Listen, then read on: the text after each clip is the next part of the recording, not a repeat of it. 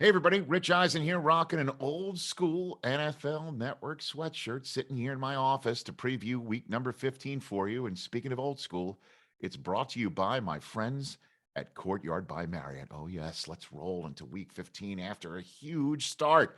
Thursday night football, playoff type game between the Chiefs and the Chargers. The Chiefs with that comeback and then eventual win in overtime. They now lead the AFC West by 2 games. And on top of it, with their 7th straight win, they're atop the entire AFC, unless the Patriots win to kick off the rest of week 15 on Saturday night. Huge game in Indianapolis, old school also, between the Colts and the Patriots. Used to be Peyton Manning versus Tom Brady. Now it's Carson Wentz versus Mac Jones, looking for his and the Patriots' 8th straight win. Should they get it, they're atop the AFC once again. And also, they'd send the Colts back to 500 at 7-7. The Colts would go from the 6 seed to the 5 seed if they win. What a huge W that would be. And of course, the Patriots would be knocked down a peg in the AFC. So much at stake in that game, especially if the Patriots beat the Colts. That opens the AFC South door to be clinched this weekend by the Titans, who are in Pittsburgh. Pittsburgh at 6-1. They come into this game as the 11th seed in the AFC. The Titans come in as the 3 seed. If the Colts lose and the Titans win, the AFC South is over, and the Titans print playoff tickets in Nashville. And they would also send the Steelers below 500 and in dire straits for the rest of the season. This is must-win territory for the Pittsburgh Steelers. The Arizona Cardinals, last time we saw them, they had just lost to the Los Angeles Rams, and they lost the top seed in the NFC. They fell from 1 to 3. All's good in the hood if they win this weekend, though, and they're in Detroit. If Arizona wins, even without DeAndre Hopkins for the foreseeable future, they punch their ticket to the playoffs. They'd be the first NFC team to be in the playoffs as a clinched team. So keep an eye on that game. Then you also have the Buffalo Bills against the Carolina Panthers in the early window on Sunday. The Panthers are sliding away in the NFC. They come into this game 12th seeded in the NFC at 5-8. However, that's just one game behind the mosh pit of no fewer than 5 teams sitting at 6-7. So technically, they're still in this thing. And the Buffalo Bills also sliding away, although they're still in a wild card spot, 7th seeded in the AFC coming into this game. They've lost a couple in a row. We all know they lost that win fest on Monday night in Western New York against New England, and then they lost that game in Tampa, in which they were down by a lot. Then they tied it and lost in overtime. They're in desperate need of a win in the AFC. The Buffalo Bills enter this again as the 7th seed. Then you've got the Miami Dolphins. Once upon a time, 1-7. They're now 6-7. They're in the mix right now, just one game behind the Buffalo Bills, although there's a ton of teams between that 7th seed and the 12th seed that the Dolphins enter this weekend in. However, just a win against the New York Jets, and they're back to 500, and let's see what happens over the final 3 weeks of this regular season. Now, let's move on to Jacksonville and Houston. We have to, because it's an early window game, and we all know that Houston comes into this game 2nd on the clock. The Jacksonville Jaguars come into this game 3rd on the clock going into this year's draft as it currently stands. It's also a big game for Jacksonville because, as we all know, Urban Meyer got fired this week. It's Darrell Bevell as an interim head coach, first one ever in the history of the NFL to be an interim head coach in back-to-back years. Yeah, the Lions turned to him as an interim when they fired Matt Patricia last year. Now he's the interim head coach for the Jacksonville Jaguars, kind of like the Ted McGinley of NFL coaches, taking over programs as they go kind of downhill. That said, big game for the Jacksonville Jaguars and the Houston Texans. And then obviously the loser is in a better position to draft next year.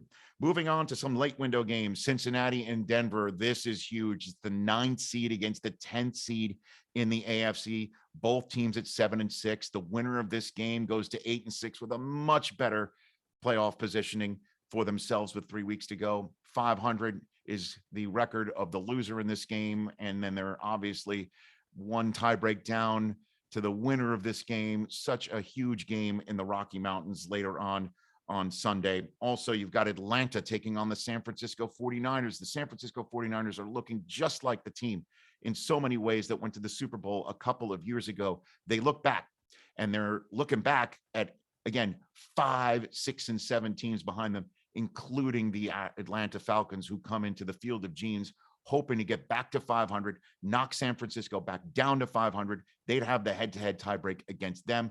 I have no idea how it would play out in a huge mosh pit of 7-7 teams, but the bottom line is you can figure this out.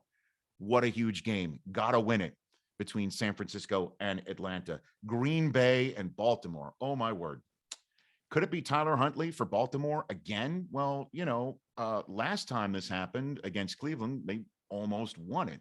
And Tyler Huntley might get the start for Lamar Jackson, who got knocked out of that game against Cleveland. Green Bay comes in as the top seed in the NFC.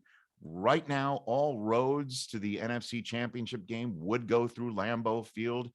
I hope Lamar plays because that would mean for the second straight year, we get the last two MVPs in the NFL playing against each other. Last year, it was Lamar versus Mahomes. This year, it would be Lamar versus Rodgers. The Ravens sitting there at the 4 seed, again, with the Cincinnati Bengals right behind them and the Cleveland Browns right behind them. And who knows what happens with Pittsburgh. This is a must-win game, one would think, for the Baltimore Ravens coming into that one. And then there's Sunday Night Football. Saints versus Buccaneers. The Buccaneers currently right now in the NFC sitting there in the 2 seed. If they win, they wrap up the NFC South. Believe it or not, they haven't done that since 2007. If they lose, Tom Brady would lose to the Saints for a 4th consecutive time in the regular season. That's never happened to Tom Brady against any team. Sunday Night Football is a big time game for both teams. The Saints come in as the 11th seed in the NFC. Then you've got 2 games on Monday Night Football. The regularly scheduled game, the Minnesota Vikings in that 6-7 mosh pit against the Chicago Bears, trying to play out the string, perhaps for their coach's job. Same thing for the Minnesota Vikings. Are they playing for Mike Zimmer's job? The Vikings need this one to get back to 500. And then there's the regularly scheduled game for Saturday, now on Monday night, the Raiders against the Browns. Oh my goodness, how huge can this game be for the Raiders coming into this game, needing a win to stay in any sort of shape for the playoff race? The Cleveland Browns come in at the top of those teams on the outside looking in as the 8th seed. They need to win this game big time. It would have been a huge must-win game on a Saturday, so clearly it's that way on a Monday. And we now have 2 games on Tuesday, and they're huge games.